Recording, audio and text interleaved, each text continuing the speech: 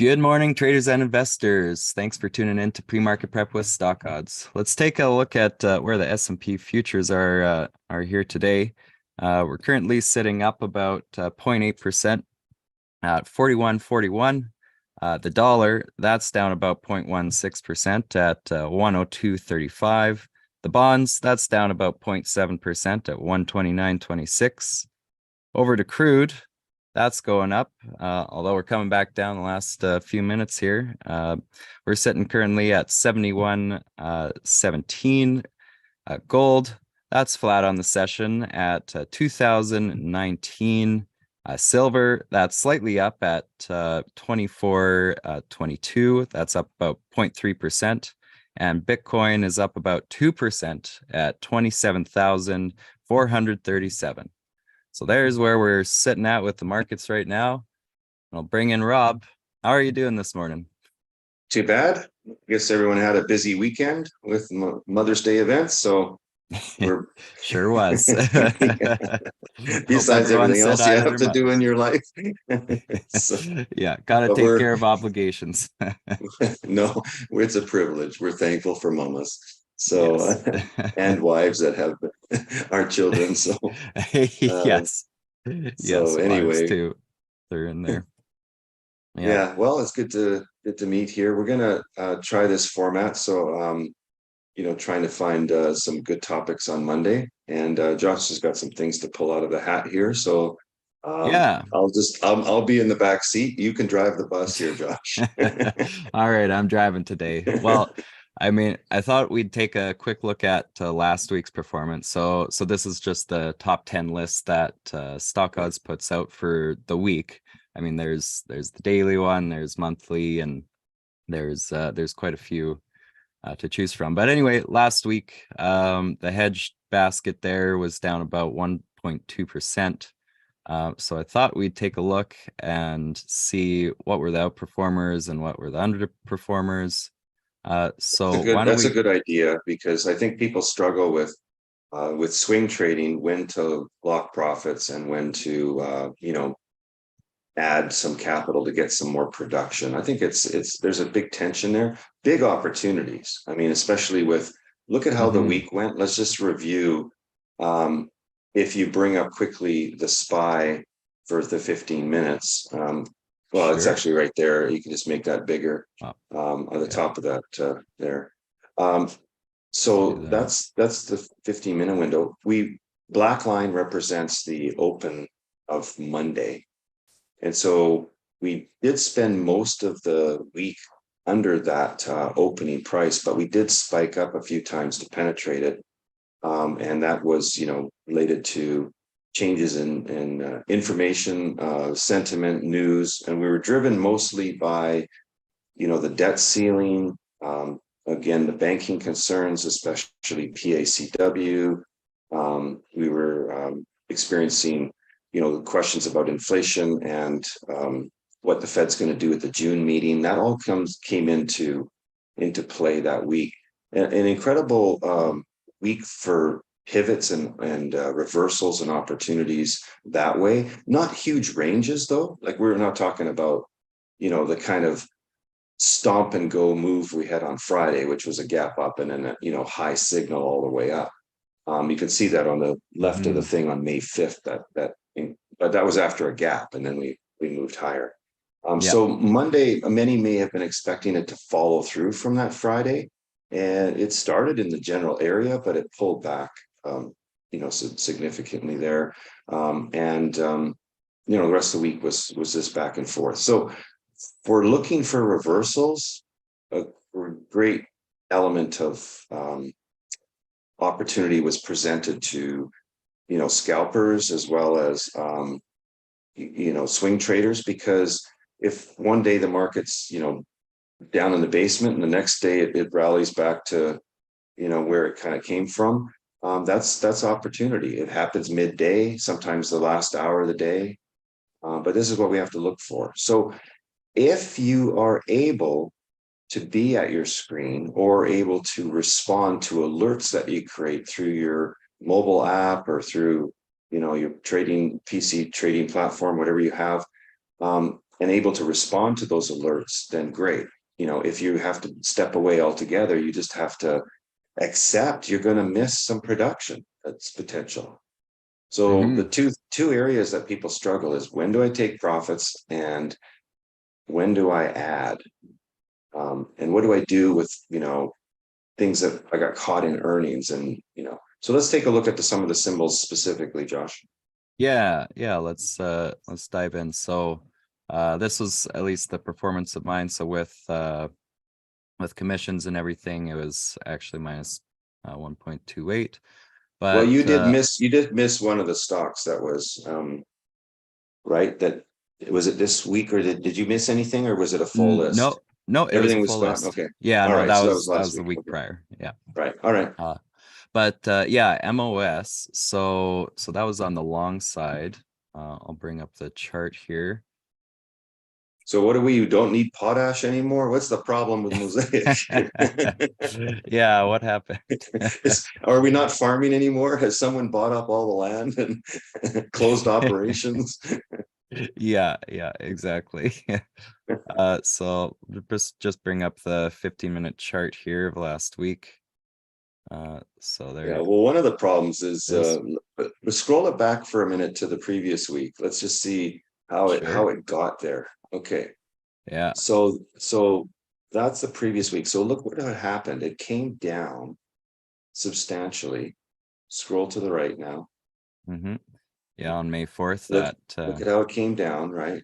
Okay. And then look where it was sitting here in a basing area before the May 8th, right? So already down. Yeah. right. It's so something. So you have to kind of go back and say, okay, we had a big move on May 4th. Now you may not know this. If you get a list and you're just going to deploy a list, you're taking it because it's statistically viable.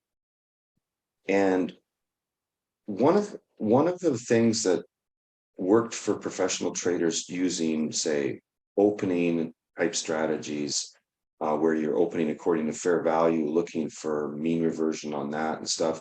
One of the biggest things that worked for people was always quickly getting on top of the losers as to either firing them or why they're losing, digging in and getting more information. So when you see that you paid the open price on May the 8th, a little bit, it opened up a little bit and it starts declining on you, you're right away going, okay, where did we come from? How did we get here? What caused that deep discount?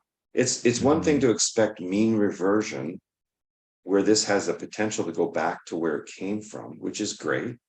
It's another thing to say it's not getting any traction. It's not moving that way. It's moving against me.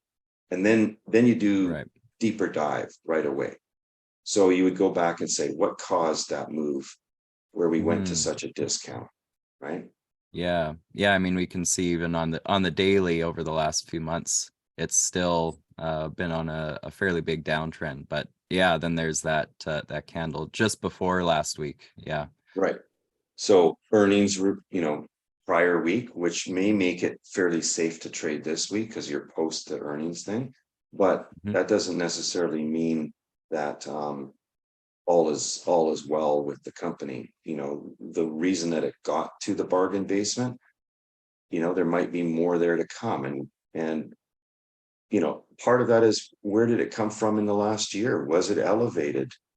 You have a monthly chart there. Yeah, monthly charts on the bottom right here. I mean, it's been a bunch higher, and it's pulling back. You probably have to dig into the earnings to see exactly what's going on. Is there some shrinking margins, or we just don't need potash anymore, or whatever else they have cooking up?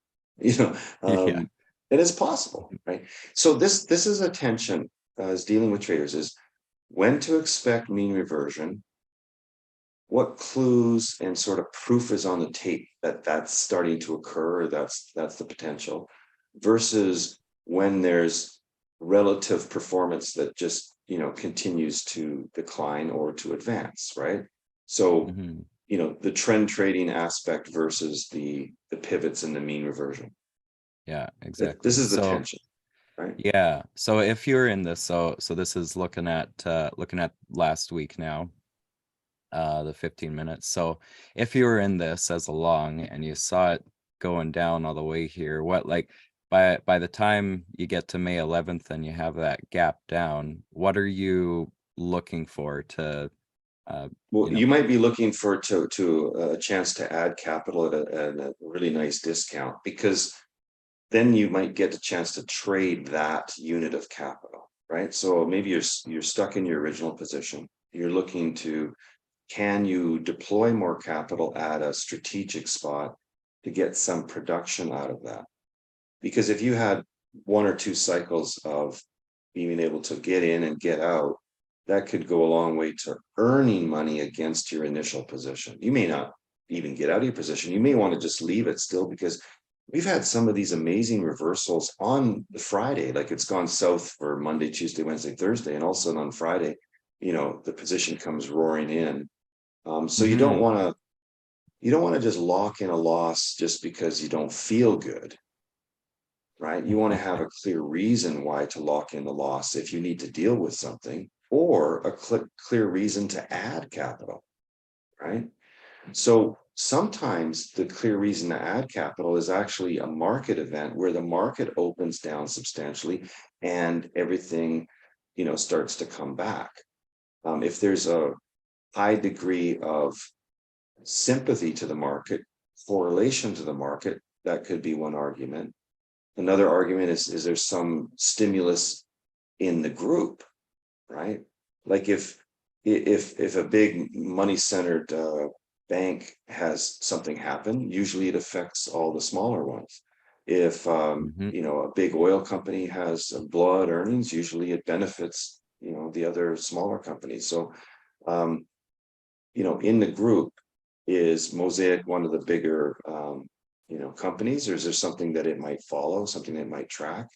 Right. Um, so, and part of this is the distance from where you add it to where there's an opportunity.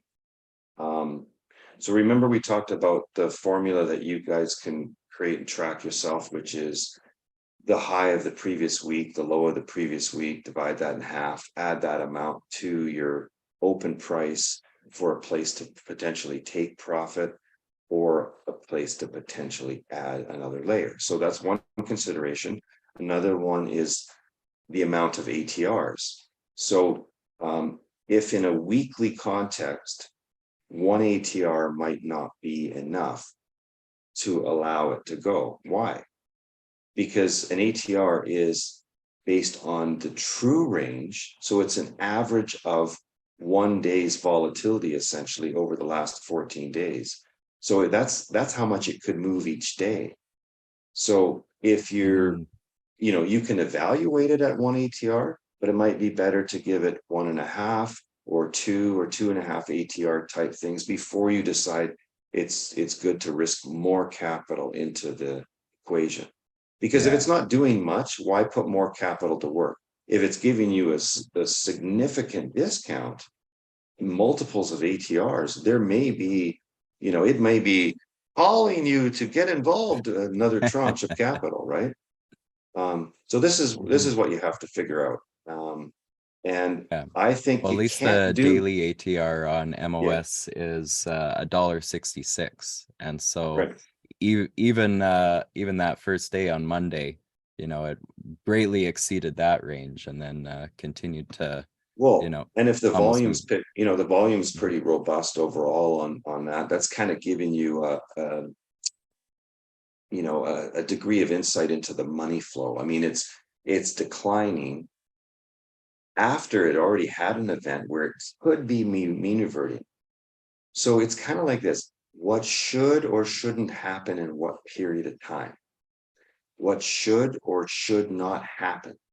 So if you had a discounted week on this particular symbol, and you don't have any other information, it's just know it's discounted, except for you have a statistical reason to swing trade it, and now it's not behaving, it's not giving you what you were looking for from that statistical trade.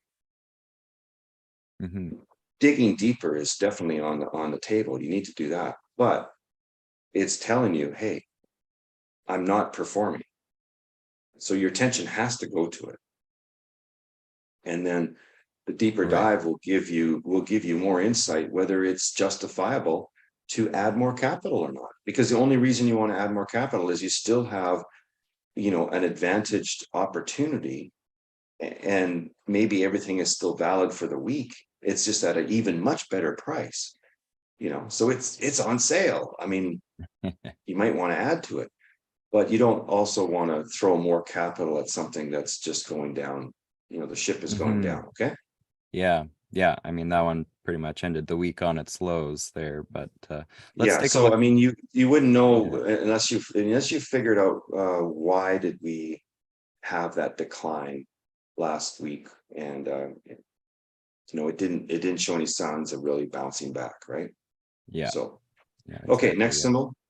Well, yeah. So So this is the Etsy, profit side. Oh, the yeah, this is Etsy. the Yeah. profit side. Yeah. So at least for the long, yeah, it had a really big first day there on Monday, popping up, and then it slowly trended up. And yeah, the morning on Friday, it really gapped up and started selling off. So how would you handle this kind of trade here with this action? So first thing, it's challenging to not take profit too soon. The tendency for us humans is that if we're evaluating thing on a discretionary basis, um, when it's green, it's very attractive to take it because it's hard to make the greenbacks, right? It's just tough. Hmm. And so we just like to go, well, I don't want to let this slip through my fingers. So that's part of it. Also, if you look at what happened on May the 8th, we moved up and then it already pulled back. So you would have had that elevated P&L and then you're starting to see it slip away, right? Um, but just remember this, okay? When you put it on that Monday morning, did it give you, a good, did it already exceed its expectation for one? Did it give you a good amount of profit in a very short period of time, right? Hmm. If that's the case, I wouldn't fault somebody like if that moved more than an ATR right there on that initial one. So I wouldn't fault somebody for taking the profit on that trade because of it giving you that love so quickly. So and it's starting to falter. So Yeah. as it comes off that high, some of your technical reading skills may come into play in terms of intraday. You might want to flip to different time frames and say, okay, I'm looking at the 1 minute, I'm looking at the 5 minute, I'm looking at the 15 minute, I'm looking at the hourly.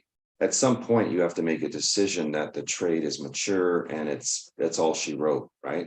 So I wouldn't Hmm. fault somebody for taking profit on Etsy that morning if it truly moved, a full ATR. If it Yeah, yeah, it went beyond an ATR. The so ATR for so it's Etsy like is, you're yeah. staying with it, you're staying with it, you're staying with it. It's like I think it's done. And an ATR, the way I look at an ATR is full ATR plus or minus one standard deviation of that is kind of the allowance, right? Hmm. Plus or minus. So it'd be like an ATR plus say a third of an ATR is normal allowance or minus a third of an ATR. When you start to get it to like 180% of an ATR, that's where I see a lot of pullbacks can happen, dropping it back down to a full ATR. So just to give you a little bit of insight into, let it go through one ATR, see if you can get more out of it. And if it gets out to the 180 and then starts pulling back, feel free to lock it. That's a pretty good move, especially in the first hour or first 2 hours of the day. Yeah, first 2 hours of the Okay. day. Yeah. Yep, So and exactly. then there was multiple opportunities to maybe put that back on and then trade it again for some more upside, but it definitely performed for the week. Hmm. Yeah, it did. I Okay, think so why don't we hmm, take a look at what's happening this week now? Uh, okay, we've got the basket here. Let me pull up that screen. So, I mean, it's currently yeah, just under 1%. a So return on capital. let's pull out a symbol that's really doing well here. Yeah. So Wayfair Okay, is Wayfair. All really right. the outperformer here. So I'll pull up those charts here. Here we go. Okay. So yeah, that where that green line sort of starts is our entry here, or at The least opening where my price. Okay. account was able Right. to get into it. Yeah. All right. So we've moved right back up to some consolidation from the previous week, or Mm-hmm. where we're at Yeah, here. we're already Oh, the beyond previous, yeah, from Friday's Friday's, open, right. So and this one we're looks like it has a lot of potential. If you look at the daily bar, the mm-hmm. daily chart there, Yeah, let's see this. like this is actually a nice setup for if you guys are looking for swing trades for the week. This is a pretty good example of what you may want to look for. It found some support there. It looks around $34. Yeah, yeah, around Okay. And 34.50. then Yeah. it opened at a good price today. So your entry point is excellent. And it started moving up. Now you wouldn't have known that today would necessarily go up, right? It could have gone down, but your starting point was discounted in the 5-day from an event. Looks like there was an earnings event that popped it up there on like May the 5th, I think. On May So 5th. Yeah. yeah, so that would have been an earnings type event. This we're in earnings season, so a lot of these moves that you see on these stocks are related to that. So it pulled back from that. So if it had the power to move on an earnings event in, like an extraordinary amount, that's not the average. It moved better than that. And now it's pulled back from that. So you're post the settlement window and everything's been dealt with. I like to see arguments where it can get back on track and be moving in the direction that the earnings event actually had it move. Because you had the earnings and you had a Mm. positive outcome on the stock. It pulled Yeah. back from that. So all the weak hands are out, all the profit takers are out, all the settlement things dealt with. Give it that opportunity to move back to where it came from and where it might want to go, which is even much higher. So Okay. this is one to stay with. I would not be inclined to take the profit so quickly on this. And again, I'm not an advisor, right? We're traders. We're looking at it from what would a trader look at? What would they do? How would they force themselves to stay with a profit opportunity here? I would not want to take it too soon. Okay. Hmm. Okay, so we'll look for that to perhaps trend up. And yeah, just as a reminder, this is for informational purposes only. This is not financial advice. Why don't we take a look at one of the bottom performers today, which is Something going against you. Yeah. something going against Should we add? Should we fold? Should we cry? yeah. What do we, Yes. what should we do? Exactly. What should we do here? So Chewy is the one here. So Okay. I mean, it's going on the same upward trend as Wayfair, but in this case, it was a short that had a negative expectation for the week. Okay. So I'll All just right. expand the daily here. Yeah. Okay. So it has something to lean on for sure. That high we came from, right? That high On Friday. definitely something to lean on. So, what kind of distance do you have? What kind of pain do you have to take up to that?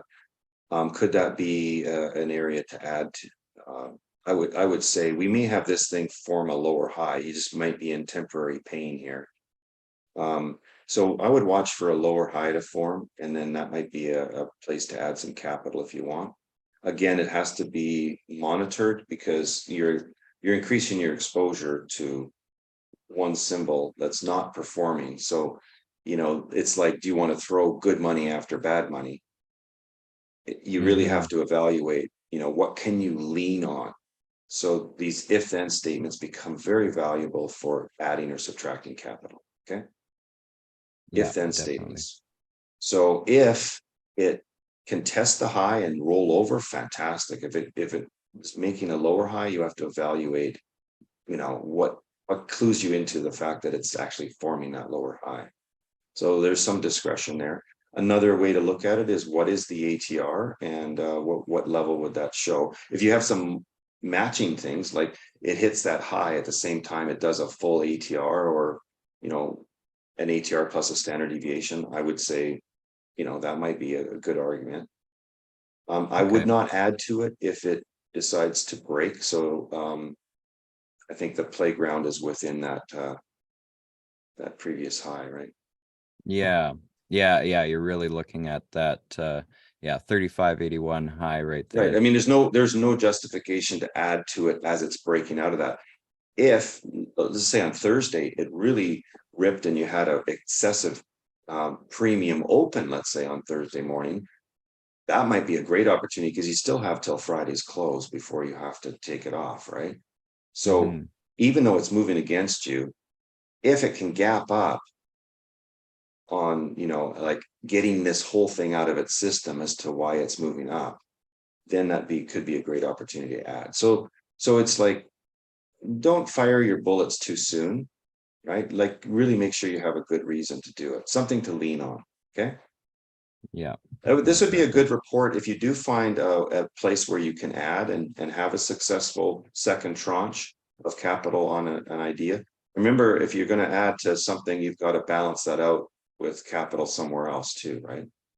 Yeah. So if this is a short and say, to sometime today or in the next couple of days, it does get to that high, you could add a tranche of capital and that would be Right. adding to your short dollars. And then you would Right. look for either a long to add to or would you do SPY or something like that? Okay. I would say the best thing is adding another symbol rather than the ETF. The ETF is an easy way to sort of just go and do it, right? Hmm. Yeah, I Right. mean it's liquid and everything, but you're not gonna get too much performance out of it. Like it's a lot of Right. a Right. tighter range. Yeah, absolutely. Yeah, Okay. yeah. Okay. Yeah, Well, let so us know if you find something this week that is a good case for that. Even if it goes wrong, like let's then look at what could have been done if you added and maybe it didn't, the outcome wasn't good. Or if it is good, showcase that too. Okay. hmm yeah, exactly. And then and just before we close off here, are you looking at anything on the broader S&P? Like what are you looking at Well, I mean, we've still got week? this debt ceiling overhang, which is, everybody's kind of sitting here. It's almost feels like a waiting, let's just wait to see what happens this week. We are in mid-month seasonality, and there's supposed to be a bit of a bump for these 5 days. We end in expiration, right? So you can go to the Hmm. seasonality calendar and look at expiration symbols for May. You can look at some of the symbols that are in the list for the mid-month bump. And that's just because of payroll deposits and 401k money that kind of pension Yeah. money that kind of goes in mid-month. That's why you get the bump usually on symbols. But not everything responds the same, obviously. That's the reason why you have to look at it on a symbol by symbol basis. But it just feels sort of like we're waiting for more information on this debt ceiling because it got postponed from Friday, so Hmm. they met on Tuesday, they're supposed to meet again on Friday, and that got kicked down the road. So, the market's going, oh, okay, well, no resolution yet, right? All holding our breath. Yeah. And besides, we got a lot of just this general back and forth information to digest, easing Fed, not easing, no action in June, action in June. I mean, inflation, no inflation, peak inflation. It's, we're back and forth. And so expect more of the chop, expect more reversals like even we saw today. Bring up the 1 minute on the SPY like today. I mean, that was a classic Hmm. sort of, again, another reversal off a discount. And again, you never know how low it's going to go, but you got to watch for those. They're very sharp turns. And there you have Yeah. it. And look at what time of day it was. You're always looking for the first half hour move for peak volatility and looking Yep. for a reversal at around the 10 a.m. Eastern, anywhere to potentially 10:30. That's a full hour. So you have the primary trend, we look at, sort of the first hour of the day, the counter trend might be the second hour of the day. Then we go into a quieter chop, slow time. Then we have resumption of primary trend or not when they come back from lunch, resumption of counter trend or not. Then we have the, potentially the time when the bonds close, and then potentially the last hour being the hour of power and having a continuation of one of the themes of the day. That's kind of how the seasons of the day break down all the time. But I look at the first half hour, and the first hour is extremely relevant for looking for reversals. Okay. Yeah. Those are all super important when you're looking at intraday action. That's for sure. Yeah. All right. Well, appreciate the detail that you're going through here, and we can build on this and get more organized too. So I think it's a great idea, Josh. Yeah. Well, thanks. And you guys tuning in, as always, feel free to leave comments, questions, feedback. We want to be as useful to you guys as possible. So anything we can do to help that is what we're here for. So S&P's sitting slightly up on the session. The futures are just at 41.40 right about now. And make sure to tune in to the closing print with Joel at 3:30 Eastern. And we'll see you guys all next week. Sounds good. Thank you, sir. Thank you.